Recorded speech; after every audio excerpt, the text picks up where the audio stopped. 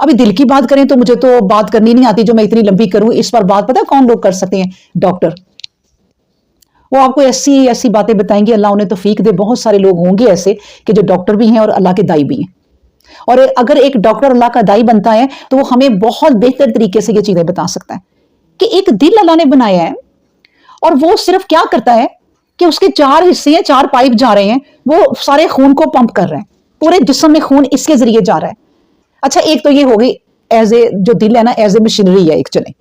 लेकिन फिर इस दिल को अगर हम इस तरह सोचें कि इस दिल में हमें गम भी महसूस होता है, इस दिल से हमें खुशी भी महसूस होती है, ये एहसास भी करता है।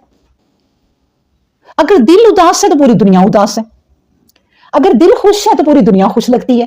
एक इंसान है, मौसम इतना प्यारा है, उसका दिल खुश है, वो मौसम से एंजॉय कर रहा है। एक इंसान है, उसका दिल उदास है, गमजदा है, वो मौसम को देख के कहता है कितना आज उदास मौसम है।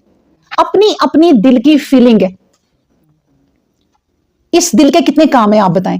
तो फिर इन चीजों का जो सिर्फ 3 गिनाई है बड़ी बड़ी चीजें, अगर अल्लाह हमें बालों का भी गिनाए ना कि ये जो तुम्हें बाल दिए हैं, तुम अपने सर के बाल आज तक गिन नहीं सकते कितने, ये कितनी बड़ी ये नेमत है। तो ये 3 चीजों को सिर्फ गिनाया और ये कहा कि क्या इसका शुक्र नहीं फिर बनता कि तुम इसका शुक्र अदा करो कि तुम्हें कितनी बड़ी ये नेमतें दी हैं।